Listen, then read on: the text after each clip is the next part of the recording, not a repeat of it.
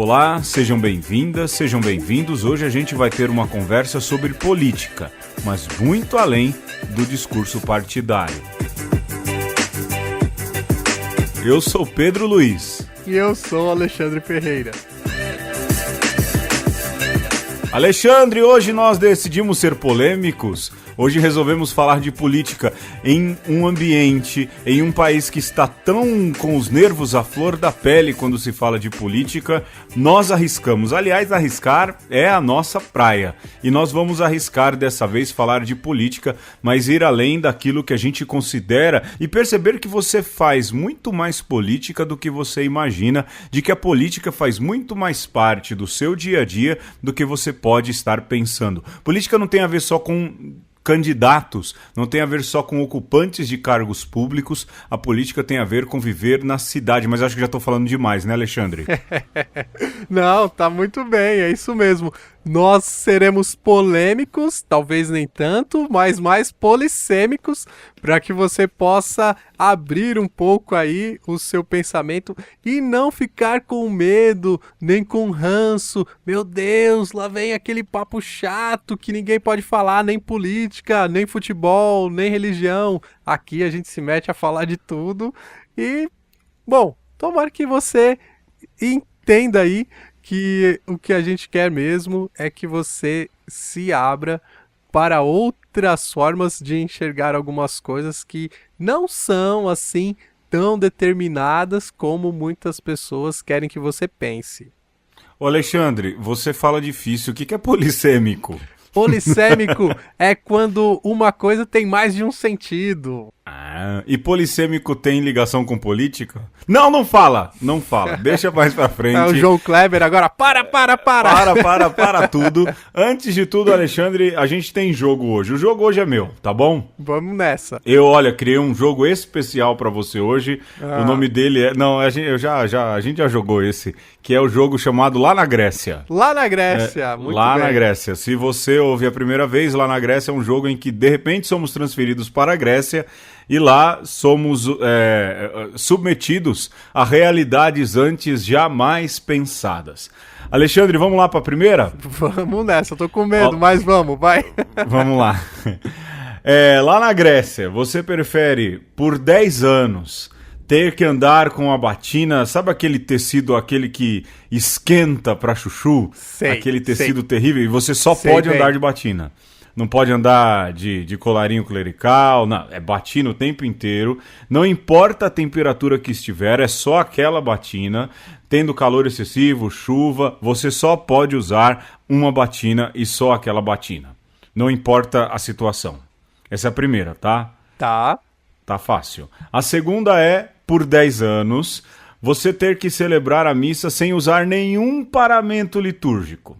Nem estola. Não pode usar túnica, não pode usar estola, não pode usar casula, que são essas roupas que os padres usam quando reza a missa. É engraçado que quando o povo pensa padre, pensa automaticamente nessas roupas de padre, né? Sim. Então imagina, Alexandre, você rezar por 10 anos a missa sem nenhum paramento litúrgico, só com a roupa do corpo. Não importa se você está de bermuda, se tá de calça ou se tá de terno, não importa, mas 10 anos sem celebrar com paramento, celebrando sem paramento litúrgico. O que você prefere? Ai, meu Deus do céu. Esses jogos comprometem a gente. Eu sei, mas você quer facilidade? Poxa vida. Você quer facilidade? Vai ter um programa sobre rezar o terço, né, meu?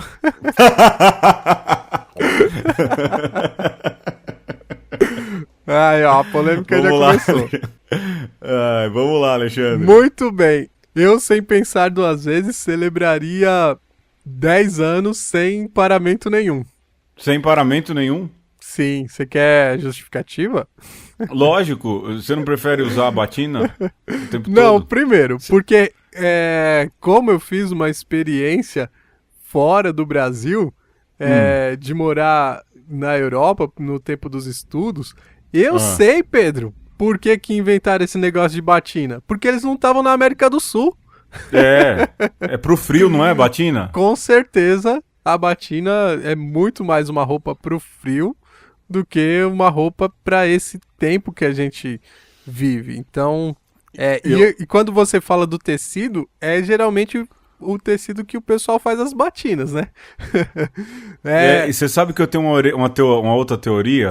Porque agora, no calor aqui no Brasil, nesse tempo de calor, nós estamos, se você está ouvindo isso quando o programa foi ao ar, nós estamos em meio à quaresma. E a quaresma é um tempo em que nós usamos a cor roxa, que é a cor mais escura que tem. Nós, padres, depois voltamos a usar o roxo no final do ano, quando para nós o verão está começando.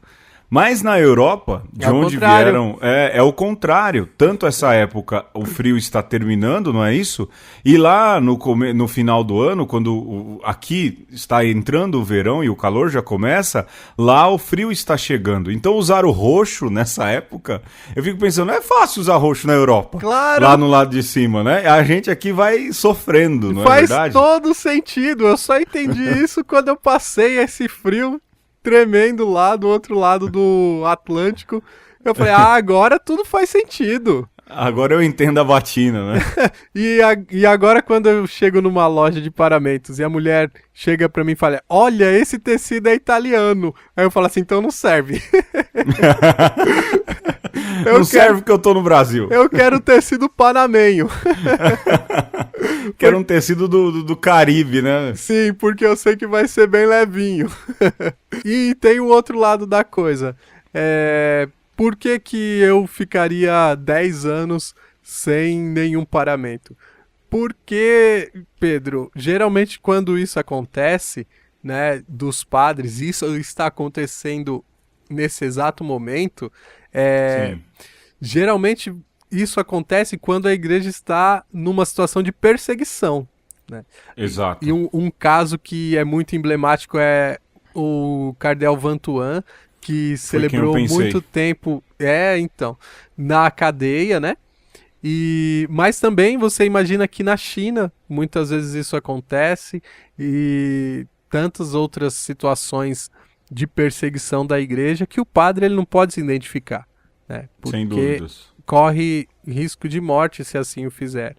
Então, entre não usar os paramentos por uma boa causa e usar direto os paramentos errados no lugar errado ou no lugar certo com o paramento errado, então eu fico com a segunda opção. Tá bom, então. Eu não tenho opinião, porque eu formulei e eu não tive tempo de pensar. Muito o bem. O problema é seu. Não, o problema é seu hoje, não é meu. Tá certo. Vamos lá, a segunda. Número 1. Estar na igreja que você sonha. Todo padre tem um sonho de estar numa igreja pela beleza também dela, né? Olha, rezar todo domingo nessa igreja para mim seria um sonho. Pelo lugar, porque nos ajuda a rezar e tudo mais. Então, estar na igreja que você sonha, naquela que você considera, sabe, a mais bonita, que está no teu coração, celebrar todo domingo, ou todos os dias, melhor dizendo, missa diária, por 25 anos, só que você vai fazer isso sozinho no planeta Marte. Foi transferido para lá, para santificar o planeta. Na Grécia de Marte. Na Grécia de Marte. Não, na verdade um convênio da Igreja da Grécia com a NASA. Tá. Né? E aí você é transferido para Marte. Igrejas irmãs. Igrejas irmãs, algo nesse sentido. Então, na igreja que você sonha, a igreja que você fala, olha, aqui eu rezaria todo dia tranquilamente. E a segunda é estar por 25 anos em uma igreja cheia. Todo dia que você rezar, vem muita gente. O povo rezando, com fé, cantando. A igreja tem ótimos leitores, ótimos músicos, ótimos agentes de pastoral. Mas, quando falam com você, a pessoa vem falar qualquer bom dia, padre, boa tarde, padre, reza por mim. Você não entende, porque as pessoas só falam em sueco. E quando você fala, você fala assim, eu não tô te entendendo, nem você se entende, porque você só fala alemão. Entendeu? Esse é o segundo. O que você prefere? Eu não posso pegar já que você lembrou de Marte aí, eu não posso pegar um peixe Babel e colocar na orelha, não? Não, não, não. O Alexandre tá fazendo referência ao Guia do Mochileiro das Galáxias. Não, não pode. Olha, resolveria o problema. Eu preferiria a igreja cheia. E mesmo as pessoas falando em sueco com você? Mesmo que as pessoas não me entendessem e eu não entendesse as pessoas. Porque essa é um pouco a realidade do missionário quando chega pela primeira vez na terra de missão. Isso é a realidade até nas nossas paróquias. De vez em quando a gente faz umas homilias e vai perguntar: você entendeu? Não, padre, mas o senhor falou bonito. Padre, aquela palavra que o senhor falou, polissêmico, eu não entendi. Eu não entendi, mas foi linda, né? Não, mas... Às vezes a gente complica o discurso, viu? Então, mas eu acho que o estar numa igreja cheia é o sonho, na verdade, do padre. Eu, sinceramente... Melhor do que o local. Eu sempre sonho mais com uma igreja viva do que com um local, com uma arquitetura. De verdade, Pedro. As igrejas que eu fui mais feliz não tinha muita arquitetura, não. Tinha gente, né? Tinha gente. Tava mais preocupada com gente do que com as paredes. É verdade. Eu acho que eu iria também assim. Depois um abraço resolve, né? Um sorriso, fala muito. Um sorriso, um abraço. Não precisa de grandes comunicações em situações de fraternidade, de amor. Eu também iria, agora pensando, eu iria nascer. Eu acho que foi fraco, eu podia ter caprichado mais. Mas tá bom, fica pra próxima. Foi bom porque vai comprometendo a gente no sentido de mostrar quem a gente é, né? Esse joguinho é bom. Tá bom, valeu a pena, né? Foi bom. Foi bom. Vamos pro tema, Alexandre? Simbora. Uma vez que a polis é por natureza uma pluralidade, se sua unidade for muito comprimida, de polis ela torna-se família. E se mais comprimida, de família, torna-se indivíduo. Com efeito, podemos afirmar que a família é mais una que a cidade e o indivíduo mais uno que a família. Sendo assim, mesmo supondo que alguém tem condições de realizar esta união, não deve cair na tentação de fazê-lo, pois isso conduziria a cidade à ruína. A polis é composta não apenas de uma pluralidade de indivíduos, mas deve ter, ainda, muitos elementos especificamente distintos. O texto sobre política é de Aristóteles. Você acha que falar de política é algo muito presente no Brasil porque estamos em 2018, em época de eleições, ou porque tivemos recentemente eleições nos Estados Unidos extremamente polarizadas e polêmicas, porque elegeu Trump, não elegeu a Hillary? Nada disso. Um sujeito 300 anos antes de Cristo, chamado Aristóteles, já falava de política. Tem um tratado de política. É isso, né, o senhor mestre de filosofia? Sim, é isso mesmo. E é bom entender aí a palavra polis como esse lugar onde a política acontece. A palavra política vem de polis. E Aristóteles está preocupado com uma política ainda bem pequena, né? Se nós pensarmos na política hoje até global, que é ali a sua comunidade ou as pessoas que moram numa determinada região, que naquele tempo já se chamava cidade. E desde então, a ideia de política foi sendo aplicada para outros arranjos de coletividade. No nosso caso aqui no Brasil, Estado e depois país, mas também hoje, sem dúvida nenhuma, se fala muito em política internacional, né, ou política global. Mas ainda é o mesmo... Tá valendo ainda a mesma ideia, né, os mesmos princípios aristotélicos de que a política, né, trata da coletividade que deve ser diversidade. Polis é cidade, é isso? Polis é cidade. É uma palavra grega que remete à cidade, não é? Exatamente. Mas também poli tem a ver com muito, não é isso? Por exemplo, fala, essa pessoa é polivalente. É porque ela tem várias... ela consegue fazer muitas coisas. Polissílaba. Eu lembro disso, né? Monossílabo, dissílabo, trissílabo e polissílabo. Uma palavra com muitas sílabas. É interessante, aí eu tô fazendo as minhas analogias, né?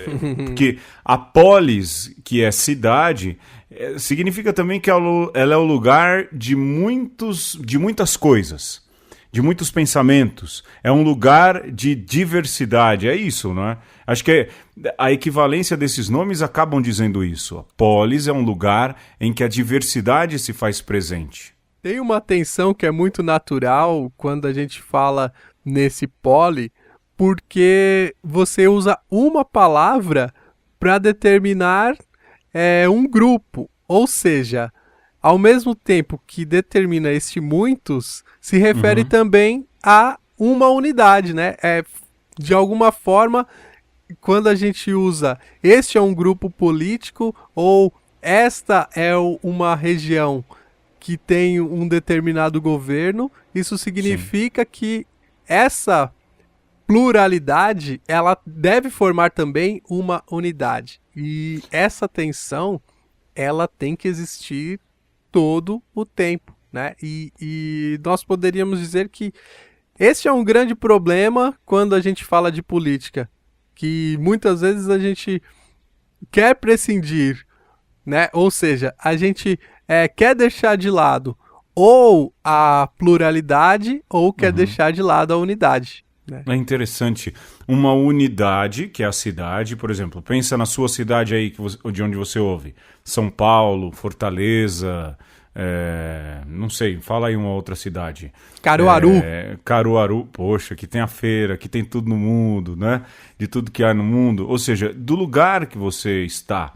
A sua cidade, ela é um lugar de unidade.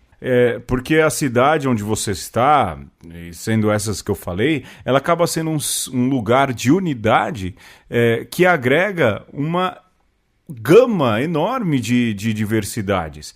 Ela é polis porque ela é única, mas ela tem um monte de polizinhas, vamos assim dizer, dentro dela. E essa é a beleza. A gente consegue encontrar unidade numa cidade. É bonito quando você vê uma cidade funcionando quase que de maneira orgânica, parece um corpo humano, e nas suas diferenças, nos seus polis, naquilo que é tão diverso, ainda ela consegue encontrar uma unidade. Entenda isso, porque talvez o que a gente esteja querendo fazer você entender é exatamente isso.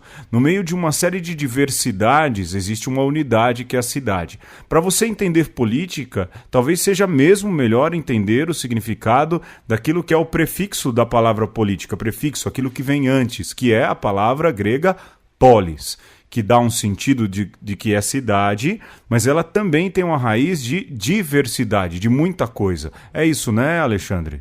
Sim, e voltando um pouco ao texto de Aristóteles, que faz essa comparação entre a cidade e a família e o indivíduo, a família é um lugar privilegiado onde acontece a política e onde a gente aprende a ser um ser político, Pedro. Porque, olha só que interessante, se você pega... Você é irmão mais velho, né, Pedro? Eu sou irmão mais velho. E eu sou irmão mais novo, eu tô na outra ponta do problema. Na outra ponta. Mas quando nasce o irmão mais novo, o irmão mais velho, que às vezes era filho único, ele tem que lidar com... Era o dono da poli sozinho, né? Sozinho. Então, ele tem que aprender agora que ele não é mais o filho único, agora vai ser uma família mais plural. Exato. Vai ter que dividir atenção, vai ter que dividir carinho, colo, comida. Sim. Tem tudo isso. E olha só que coisa, a própria natureza humana te faz um ser político na mais tenra idade. Logo cedo, um menininho de 2 anos tem que aprender que, opa, o colo da mamãe não é mais só meu. Os brinquedos, agora eu vou ter que dividir. E o que é A minha vontade não é a única. A né? minha vontade, as atenções não serão só pra mim. E o mais bonito de tudo isso, Pedro, é que uma criança de 2 anos aprende a ser um ser político. O que é triste, porque a criança aprende e depois cresce e desaprende, né? Os cabeção que nem a gente acaba desaprendendo. Mas é verdade, eu nunca tinha pensado por essa questão. E como a política faz parte desse ser gente. Se a gente é gente, não é verdade? A gente é um ser político uma vez que a gente convive com mais pessoas. Nunca tinha pensado por esse viés. De que a gente aprende gente. Hoje eu estou falando muita gente, vocês tenham paciência. Em que nós, deixa eu usar aqui um português um pouco mais coloquial, em que nós usamos nessas regras de convivência entre irmãos, entre família, a gente faz política, nós fazemos política e talvez não percebamos. Nunca tinha olhado por esse viés. Mas, Alexandre, tá bom, nós vivemos a política, nós fazemos política desde pequeno, isso faz parte de qualquer ser humano que vive em coletividade, mas eu acho que a gente poderia avançar um pouco mais nessa conversa. Porque a gente tem que falar da política, daquilo que é a palavra mais utilizada ou mais pensada quando se fala, que é administrar a polis, não é? Sim. Ser político é administrar essa coletividade. Talvez seja a primeira coisa que a gente precise pensar. Político não é o cara que faz propaganda, mas é aquele que se sujeita a, em nome da coletividade, administrar e fazer bem à coletividade. Talvez essa seja a melhor definição. Assim, eu acho que primeiro a gente tem que encarar esse político, como a gente entende hoje, como uma construção de um grupo que cresceu demais, né, Pedro?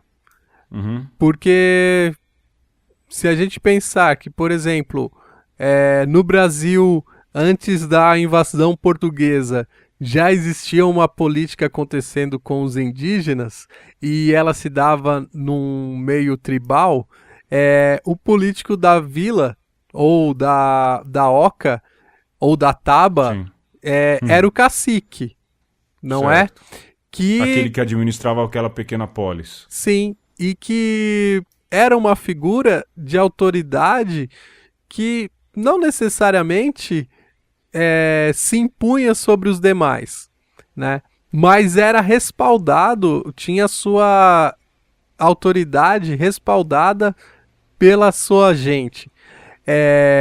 No nosso caso, a figura do político se tornou quase como que um profissional da política. E se perde um pouco essa ideia da autoridade, daquele que serve, porque é um grupo muito grande, esse que nós vivemos.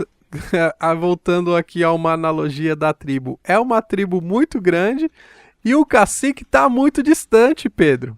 É um cacique que você passa autoridade para ele através do voto, mas que você não tem o tete a tete com ele, você não tem esse contato mesmo que de fato te daria essa certeza de que ele está cuidando das coisas públicas para você, entende? Então, sim. É preciso a gente partir de uma compreensão do político como aquele que representa uma grande massa, aquele que serve um grande grupo, né? Mas, ao mesmo tempo, é primordial que nós voltemos a essa primeira ideia do político como um homem que é igual a você, alguém, né, um homem ou uma mulher que é igual a você e por conta disso ele pode te representar, porque ele não está distante no sentido de ser um ser abstrato e que você conhece pela TV, mas inatingível até, que você não sabe o que essa pessoa faz. Mas é imprescindível que nós reconheçamos nos nossos políticos alguém que convive, que tem as mesmas preocupações, que sabe o que se passa na sua vida, porque senão a gente cai numa política muito perigosa. É uma política profissional. Eu queria só reforçar isso que o Alexandre diz. A igreja, a doutrina social da igreja coloca, da igreja católica. Lembrar, você pode ouvir esse programa pela rádio, mas tem muita gente que ouve na segunda-feira via internet. E a gente fala pra gente que não crê também. É bem comum. A gente tem aí uma boa audiência na internet, não é, Alexandre? De gente Sim. que não crê. Então, por isso que de vez em quando a gente vai especificar a Igreja Católica. Para você que ouve na rádio, isso já seja comum. Mas para quem está de fora, é sempre bom pontuar, não é, Alexandre? A Igreja Católica tem uma definição que para mim é perfeita de política. E ensina o que é um político de verdade. Que diz a doutrina social que a política é a expressão mais sublime, mais viva de caridade. Ou seja, quem se dispõe a ser político não pode fazer isso tão somente por ser profissional. Ele deve se colocar como o primeiro servidor da polis, da coletividade, da unidade da coletividade. Olha, eu por caridade, o que a gente pensa caridade? Existem termos teológicos para isso. Mas o que nós imaginamos por caridade? Caridade é fazer algo por amor, por entrega. Sem eu faço interesse. a caridade sem interesse. Eu dou algo para um morador, para um homem em situação de rua. Eu faço isso por caridade, porque ele não pode me devolver nada em troca. Se a política é uma expressão sublime de caridade, uma expressão viva de caridade, talvez os políticos, talvez não, certeza, os políticos deveriam pensar dessa maneira. Eu me entrego à cidade, eu me entrego à coletividade, eu me entrego à polis, por amor, e na tentativa de fazer com que essa polis, essa coletividade utilize, melhor dizendo, aquilo que eu posso oferecer de melhor. A minha sabedoria, a minha experiência, aquilo que eu sei e que eu posso colocar. Talvez se a gente recordasse essas questões, aquilo que o Alexandre falava, usando o cacique de exemplo, e usando esse termo de expressão viva da caridade, para nós que somos cristãos, a gente já conseguiria ter alguns parâmetros, não só de entender a política, mas também de pensar em quem nós depositamos o nosso voto no cenário político. Precisa ser, primeiramente, alguém que não seja um profissional, não um profissional da política, mas que saiba, lógico, administrar a polis, e há uma série de nuances aí, mas sobretudo que se enxergue como servidor do Estado, da cidade, como vereador, como deputado ou mesmo do país. Se a gente encontra esse tipo de coração, eu não faço propaganda partidária, mas esse é o primeiro bom caminho para se escolher um bom político. É por aí que devemos começar. É isso que deveria ser uma definição de político e nortear também as nossas escolhas políticas.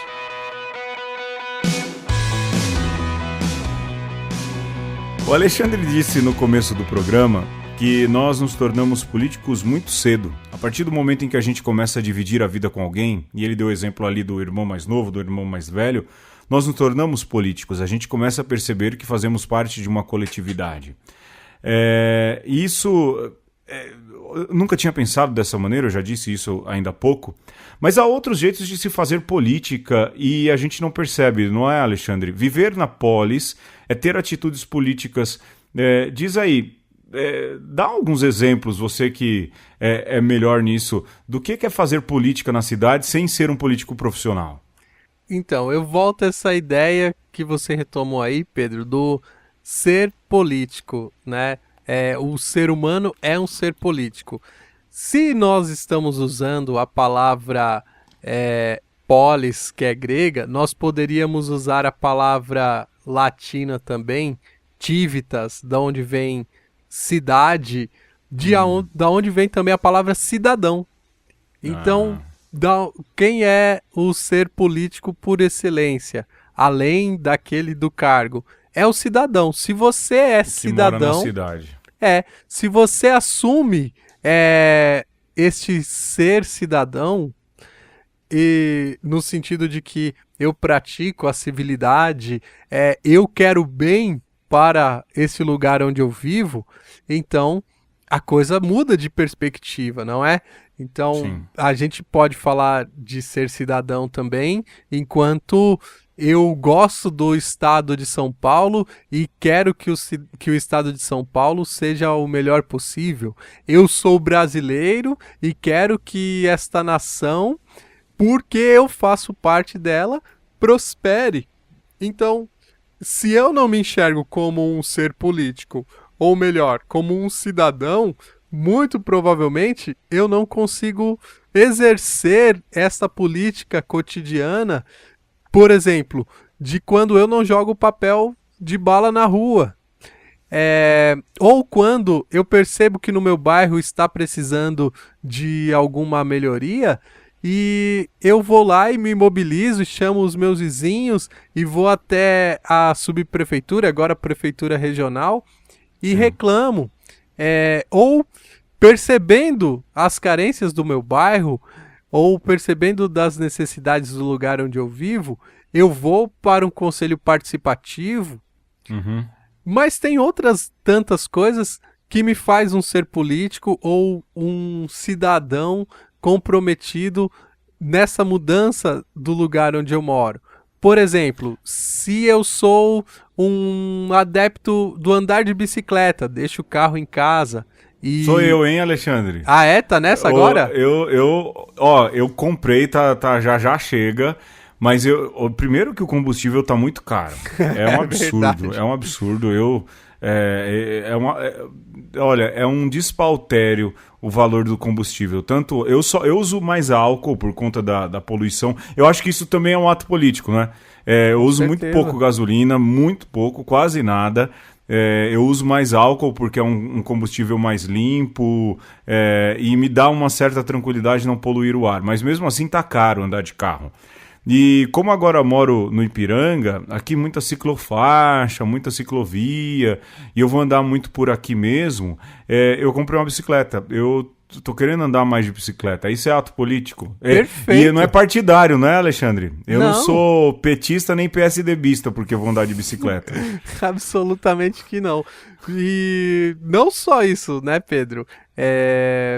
Mas quando você também faz a escolha de não comer carne porque acha que não quer compactuar com a crueldade com os animais. Certo. É uma bandeira política. E, claro, não é. Talvez nem todo mundo precise aderir a isso, né? Eu sou bastante carnívoro ainda. Se eu for obrigado, eu vou ser o último. Fala assim, qual é a data limite?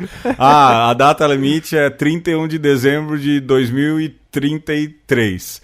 Pois olha, em às 23 horas e 58 minutos eu vou estar comendo toda a carne que eu posso, já que a partir do outro dia não vai poder. Mas eu entendo essa questão do veganismo, né? Sim, e é importante também a gente perceber que essas coisas só funcionam, Pedro, essa boa política, essa política alternativa, ela só funciona se ela não é imposta. Isso que você falava, brincava com a data limite, é igual quando alguém fala assim, gente, todo mundo tem que boicotar aquele canal porque passa um reality show que ninguém deveria assistir. Mas assim... Vai boicote, abaixo a rede não sei qual. Todo mundo... quer dizer, a pessoa fala... Todo mundo deveria boicotar, mas enquanto não baixa o decreto, eu não boicoto, entendeu? Não, aí eu capaz de eu ligar a televisão e falar, deixa eu ver por que aqui tem que boicotar, né? Pois Você dá audiência, né? Exatamente. Não, nunca é uma coisa imposta ou muito orquestrada. Esta boa política da cidadania, ela tem que partir de dentro e não de uma coerção. De uma reflexão interna, de uma olhada para a realidade. Sim, de uma consciência que você adquiriu. Sem dúvidas. E é daí que surgem também os posicionamentos políticos, no fim das contas, não é? Exatamente. Tem gente que quer uma política mais imediatista no campo econômico, já uma outra turma que prefere uma política mais imediatista no campo social. E cada um, lógico, enxerga a partir do seu ponto de vista, das suas necessidades. A gente só tem que tomar um pouco de cuidado, isso o Papa Francisco disse recentemente, que nessas situações de dificuldade, aí um pouco a gente fala voltado para o Brasil, mas para o mundo inteiro que anda numa crise aí de uma certa polarização, mas disso a gente fala daqui a pouco, com salvadores da pátria, né? Com messias que surgem, com pessoas que vêm assim, olha, eu tenho todas as soluções. Ninguém tem. E cada político vai atender, político profissional, né? Porque infelizmente é o que nós temos, vai atender uma demanda de um povo, de uma classe ou de uma bandeira. Coração, de uma bandeira.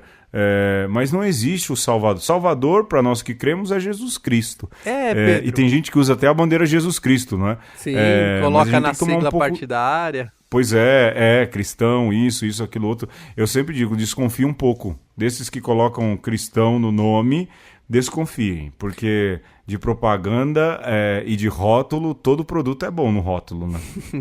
Sim, mas também nessa questão da política alternativa, eu creio também, Pedro, que o ser cristão é uma posição política. No sentido de que o cristianismo, você evocava aí o Papa Francisco, te dá uma ética, te apresenta um jeito de estar na cidade, de estar no mundo, que é exigente. Né? Sem dúvida. Você não pode se dizer cristão e fazer aquilo que as pessoas que não são cristãs faz de ruim. Até, eu vou te interromper aqui, isso é verdade. Ser cristão, para nós, é uma questão de ser. Não há como desvencilhar uma coisa da outra. Seguir Jesus Cristo e seguir aquilo que Jesus Cristo ensina. Mas é uma posição ética. Em relação ao mundo, isso é uma posição ética. Eu lembro muito bem do padre Léo Pessini, que é um camiliano. Eu acho que você lembra disso, Alexandre, quando ele foi ao seminário e dar aula pra gente. Olha, faz tempo, porque nós somos padre há quase 10, né, Alexandre? Sim. Mas ele falava assim, a questão do aborto, vou ser bem claro aqui direto, há uma série de posicionamentos políticos sobre o aborto. E ele dizia, a igreja tem que lembrar que a posição dela contra o aborto é uma posição, dentro da sociedade em que a gente vive, uma posição ética, baseada pela ética do evangelho. E aquilo entrou na minha cabeça e nunca mais saiu. Viver e ter uma posição política implica também uma ética, não é, Alexandre? E no caso, a nossa ética, a ética do evangelho. Eu estou falando errado, senhor mestre em filosofia? É isso mesmo, Pedro. E lembrar que ética necessariamente significa que você não vai agir porque outro falou para você agir, mas vai agir por consciência. Você trouxe a questão do aborto, por exemplo, e aí algumas pessoas, para defender o aborto, falam assim, meu corpo, minhas regras. Sim.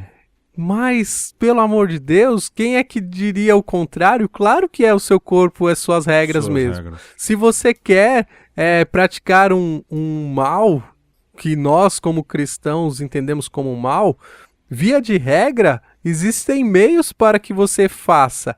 E Sim. O que a igreja te questiona isso é ético? E qual o parâmetro ético que deve vingar nessa questão da criminalização ou descriminalização? É lógico, a questão é muito mais complexa, não é, Alexandre? E aí não é questão só do aborto, envolve uma série de outras questões, e Código Penal não é nisso que a gente quer entrar, mas talvez perceber que a política ela é algo cercado de uma série de nuances que envolvem diretamente a sua vida. O seu jeito de crer, o seu jeito de enxergar o mundo, ou seja, a ética pela qual você diz ter aderido. Por exemplo, é inadmissível que alguém que se diz seguidor de Jesus Cristo seja favorável a qualquer discurso que ache que a morte é, de verdade, a solução para qualquer tipo de problema. É uma contrariedade ética. É isso mesmo. E para nós, o evangelho é este lugar onde nós vamos buscar entender como deve ser a nossa ética.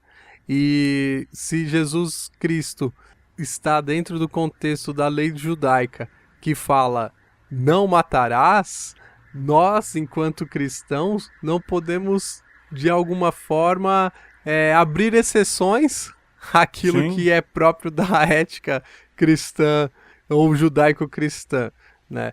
Então, lógico que existem matizes e que a gente tem que ponderar tudo, repito, né, nesse nosso papo aqui, sempre do ponto de vista interno, e eu e o Pedro aqui com certeza não estamos querendo falar o que é certo e o que é errado, né, Pedro? Jamais, e a gente não quer entrar na sua cabeça. Você tá ouvindo dois padres conversando, na verdade. Sim. E dois padres, assim, que têm muito amor pelo que fazem, pelo que são, pela ética e pelo evangelho que nos guia, que temos nossas opiniões, que temos as nossas histórias, eclesiologias até.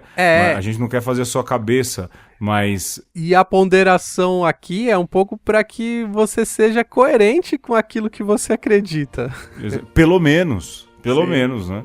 Se você é a favor de que se tire a vida de alguém, então precisa repensar na sua adesão a Jesus Cristo e vice-versa. Não dá para não falar, nesses tempos em que nós estamos vivendo, né, e no Brasil, esse programa está indo ao ar em 2018. Repito, você que está na rádio, ele sai num dia, mas na internet ele fica no ar por muitos anos. Olha, se você está ouvindo aí em 2022, olá, tudo bem você do 2049. Nossa, hein? Já pensou? Se você conseguiu ouvir esse programa em 2049, parabéns. E aqui em 2018 tá meio embaçada a coisa, porque tem Copa do Mundo e eleição no Brasil. O Neymar, que é um jogador importante pro Brasil, viu? Você do futuro, tá machucado, diz que vai melhorar e não. Mas as eleições, o cenário político no Brasil tá bem complicado, porque há um racha, há uma divisão. E nessa divisão, nesse racha, tá todo mundo muito acirrado. Eu li esses dias um amigo dizendo assim, é contagiosa essa divisão. E um cara super de boa, sabe, Alexandre? E ele disse assim, isso me contagiou também, tô triste, fiquei deprimido. Eu fiquei deprimido em saber que me deixei contagiar por isso. Essa polarização existe, mas a política não pode ser reduzida a isso, não é, Alexandre? E... voltando ao texto do Aristóteles, que fala que a polis é o lugar da pluralidade, nós deveríamos olhar para um país do tamanho do Brasil e pensar que nós somos tantos e tão diferentes que nós deveríamos ter muitos partidos políticos, para falar de política partidária, defendendo os mais diversos tipos de pensamentos. Quando nós nos vemos reféns de duas alas, simplesmente, com dois partidos praticamente, isso significa que estão nos restringindo a praticamente duas coisas. E nós... É muito pouca escolha para um país tão plural. E eu diria até que isso é uma mentira, Pedro. Mentira. Você ter que decidir só entre dois partidos num país como o Brasil, talvez se nós fôssemos a Dinamarca, ou o país de Gales, que é minúsculo... O Vaticano, que é o menor de todos, né? Nem lá tem isso. Então, não, até no Vaticano tem mais partidos do que... Mas deixa quieto. Mas é muito triste pensar que, de alguma forma, a coisa é levada a nós nos entendermos só como duas cores, como duas vertentes, como dois modos de enxergar a economia. E, cara, se a gente não dá esse passo de aceitar a pluralidade, de perceber naquele que não tenha o mesmo pensamento que eu, e até que seja minoritário, alguém que tem que falar e que isso vai acrescentar para o todo, nós ainda não entendemos o que é política e estamos fazendo uma má política. Uma vez eu ouvi que brasileiro, ele não gosta de esportes, ele gosta de ganhar. Sim. Que brasileiro não gosta de ver o debate político. Ele gosta de ver que o candidato dele é melhor do que o outro. A gente transformou isso num jogo. Mas só para voltar, Alexandre, você dizia assim, lá no Vaticano também há partidos. E é verdade, mas se você for prestar atenção, mesmo os jeitos de se enxergar a igreja lá no Vaticano, que é o menor país do mundo e que há divisões partidárias, no fundo, se você perguntar a um lado ou ao outro, adivinha qual vai ser a resposta? A gente quer o bem Sim. de todos, a gente quer o bem da igreja. Estou falando aqui Vaticano, Igreja Católica. Sim. A gente precisa perceber que no meio dessa polarização política, que é emburrecedora, que é restritiva, que não mostra de verdade, como o Alexandre disse, a pluralidade de um país que é do tamanho de um continente, que essa polarização, um lado ou outro, ela é emburrecedora, como eu disse, e mais do que isso, ela não revela o que está no íntimo do coração de todo mundo. Porque no fim das contas, todo mundo quer um país melhor. No fim das contas, todo mundo quer uma cidade melhor. No fim das contas, todo mundo quer que a sua polis seja um lugar bom, tanto para você, quanto para o seu vizinho, quanto para aquele que mora na rua de baixo ou que mora no outro bairro. Se a gente partisse desse princípio, seria mais fácil dialogar. Se a gente partisse desse princípio, seria mais fácil de debater. Mais do que isso, a gente seria bom em compreender o ponto de vista do outro. O problema é que a gente já não quer compreender. Sim. Se a pessoa fala de um jeito diferente, a gente já fica, não, olha aí, tá aí, pensou assim, assim, assado. E aí remonta o passado, e aí fica perguntando assim, olha, mas cadê o povo que fez isso e fez aquilo, agora estão quietos? Vocês estão entendendo o que eu estou dizendo? E, Pedro, você sabe qual que é o maior perigo da dicotomia? Ou seja, dessa bipolaridade? Sim. O maior... Não, eu não sei, fala. Eu tô falando sim, mas... O maior perigo dessa bipolaridade é a hegemonia. Porque se nós somos só dois partidos, ou duas visões políticas, ou duas visões de mundo, qual é a tendência? É um grupo querer aniquilar o outro. E esse grupo que fica, ele se torna, então, ou uma ditadura, ou algo muito parecido como na história nós vimos com o nazismo e o fascismo. Quer dizer, isso é muito sério. Isso é muito sério. Você aderir a um grupo e ter essa gana de querer aniquilar o outro grupo, você vai só tem, Pedro, uma alternativa a isso: a desgraça. Não pode vir uma coisa boa disso. E sobretudo quando nós pensamos que esse outro que você está nutrindo ódio é seu irmão. É alguém que talvez tenha um jeito diferente de enxergar as coisas, uma solução diferente para os problemas, mas ele quer o bem da coletividade, e que essas visões diferentes, elas só têm a somar, ou a existência de jeitos diferentes de pensar só tende ao crescimento da cidade ou da coletividade.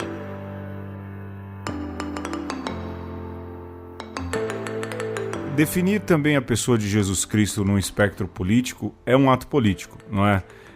E aqui talvez a gente seja mais partidário. Nós somos do Partido de Jesus. Partido de Jesus, né? PJ. Abraço à turma da PJ.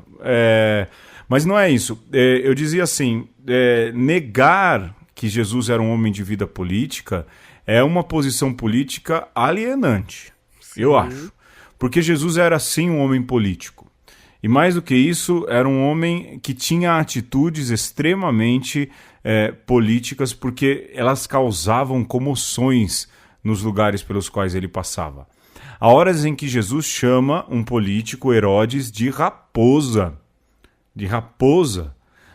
Ele é muito claro. Então, primeiro, colocar ou desvincular a figura de Jesus de uma posição política, ou melhor dizendo, de uma atitude política, é uma atitude política alienadora. Jesus era um homem do seu tempo, inserido na sociedade do seu tempo e não vivia alienado às coisas. Então, essa já é, eu acredito que falo também por você, não é, Alexandre? Com certeza. Sim. E aqui, a gente conversando, o Alexandre queria falar de uma posição política de Jesus e eu queria falar de outra. Eu falo ou você fala primeiro? Fala você primeiro aí. Um exemplo de posicionamento político de Jesus. Jesus, lá no versículo 15 do capítulo 15 do Evangelho de São João, ele chama os seus discípulos de amigos. Ele diz: vocês já não são meus servos, vocês são meus amigos. Isso quer dizer que Jesus quer se relacionar com aqueles que estão à sua volta, com os seus discípulos, de igual para igual, de não colocar, se colocar numa posição acima. E essa é uma posição política para dentro, não é? Que coloca esses discípulos num patamar de altíssimo nível, se você pensar que Jesus é o Filho de Deus, que Sim. é o Messias, o enviado por Deus, para que aquele povo escolhido, o povo de Deus, encontre a sua verdadeira vocação, o seu verdadeiro destino. E esse tema da amizade, ele é extremamente necessário para o nascimento da igreja, que também é uma coletividade e, portanto, é uma instância política da nossa existência também. Ou seja, Pedro, se nós não formos amigos, como Jesus se colocou como amigo das pessoas, nós perdemos aí o compasso, seja do ser uma pessoa bem entrosada na nossa cidade, né, no meio onde a gente vive, e na nossa comunidade, enquanto lugar onde nós rezamos e vivemos a nossa fé, né? Então, a política salutar de Jesus, depois você vai falar de um outro aspecto mais extremo, mas essa política que nós devemos cultivar com as pessoas que nós amamos, deveríamos dizer como Jesus, para as pessoas que convivem conosco na nossa comunidade de fé, na nossa família e no nosso trabalho, na nossa vizinhança: você é meu amigo. Ou seja, você é meu amigo da mesma forma que Jesus os chama de amigo. Sim. E pensa o que geraria esse sentimento de amizade se fosse levado a sério mesmo. Estamos todos na mesma barca, bora remar. No Exatamente. fim é isso, né? Exatamente. Eu Não somos melhores ou piores, somos todos iguais. Exato. Isso é importante lembrar, mesmo com diferenças de éticas e diferenças políticas. Eu escolhi um trecho, na verdade um trecho não, um fato, porque ele está nos 4 evangelhos. E eu aprendi na faculdade que quando está nos 4 evangelhos, a chance disso ser um fato histórico é muito grande. É grande. E ela está, lógico, nos evangelhos de Mateus, Marcos e Lucas, no ponto final do evangelho. Aliás, é a causa da morte de Jesus. E no evangelho de João está no comecinho, bem no início, lá no 3º capítulo, que é Jesus expulsando ali os vendedores do templo. Para mim, recentemente eu precisei fazer homilia, isso caiu numa leitura dominical, e nesse tempo em que todo mundo fala de política, disso e daquilo, eu falei, caramba, será que se eu falar da questão política que envolvia essa atitude de Jesus, alguém vai achar que eu sou isso ou que eu sou aquilo? Mas a gente não pode perder essa dimensão, não é, Alexandre? Não, jamais. E assim, o fato de que Jesus chega no templo, que era ali o centro da vida dos judeus, que era o centro da cidade, que era o centro de Jerusalém, a capital. Chega lá um forasteiro, um homem que vem de Nazaré da Galileia, e apronta o que ele apronta, expulsar os vendedores, pegar as bancas, virar. Talvez não tenha sido esse rebu todo que a gente consegue imaginar, mas causou alguma comoção. Com certeza teve gente que falou que absurdo esse rapaz fazendo isso, e teve gente que deve ter falado assim, Né? Mas tava mais que na hora que alguém tomasse uma atitude dessa nessa bagunça. Não há dúvidas que houve também essa polarização. Mas essa atitude de Jesus foi uma atitude extremamente política. A gente não pode enxergar tão somente do ponto de vista de uma purificação do templo. Mas a gente tem que lembrar que essas vendas, esse sistema de vendas que existia ali, era um sistema muito corrupto. Em que você poderia só sacrificar um animal que fosse puro. E onde é que você iria comprar um animal puro? Naqueles vendedores ali. Ali também havia, existe um autor chamado Albert Nolan que diz isso de maneira muito clara. Havia um comércio envolvido ali. Olha, esse bicho que você trouxe lá, de onde você veio, ele não é puro. Você precisa de um carneiro puro para o seu pecado. Vai ali no Zé do Bode, o ISO 9000 do ISO templo 9000. de Jerusalém. E sabe onde é que você vai encontrar? Lá no Heliópolis tinha um moço chamado Francisco, ele deu a melhor definição. Padre, tinha que ir lá no Zé do Bode. Eu falava, exato, né? Vai lá no Zé do Bode, fala que foi eu que mandei e ele vai te vender um carneiro, ó, purinho pro sacrifício. Venda casada, esses tipos de coisa. Dá para imaginar que isso acontecia. Porque se isso acontece hoje, lá naquele tempo deveria acontecer também, não é? E essa atitude de quebrar e de destruir não é só uma purificação de templo e dizer, olha, a casa do meu pai não é uma casa de comércio, mas é mexer com um sistema político e religioso que machucava o povo. E repito, com certeza naquele dia em que Jesus fez isso, teve gente que disse que absurdo o que esse rapaz fez, mas também teve gente que fez assim, nada mais justo, estava na hora de alguém fazer isso porque a gente não aguentava mais. Só para dizer a consequência, que eu termino, lembrar que no Evangelho de Mateus, Marcos e Lucas, essa é a causa final para que Jesus fosse preso, julgado, condenado e morto. E lembrar também que a morte de Jesus, pendurado numa cruz, era a morte de presos políticos, que ameaçavam, à vista do status estabelecido, a polis. Desvencilhar Jesus, aquele a quem seguimos e amamos, de atitudes políticas, é uma atitude política alienante. Aquele quem seguimos foi sim político, e isso faz com que nós, obrigatoriamente, também o sejamos.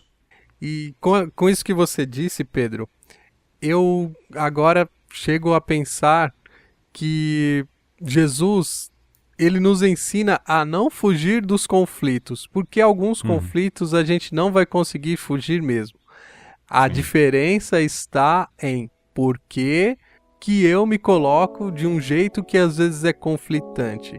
E a máxima, a premissa, ou seja, o ponto de partida é sempre o amor.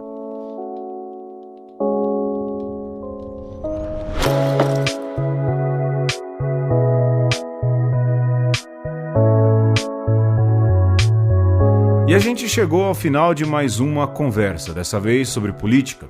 Talvez você tenha percebido, nós tentamos ir um pouco além da questão partidária, um pouco além dessa questão de ser um lado ou outro, e explicar que nós somos seres políticos nessa conversa, tentar entender, a gente não está aqui para explicar nada, né, Alexandre?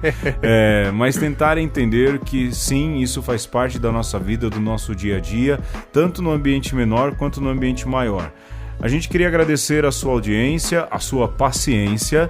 A gente quer deixar sempre um canal aberto. Alexandre, qual é o nosso canal de comunicação? Aí, meu com você. O e-mail conversaconosco@gmail.com. Repete aí.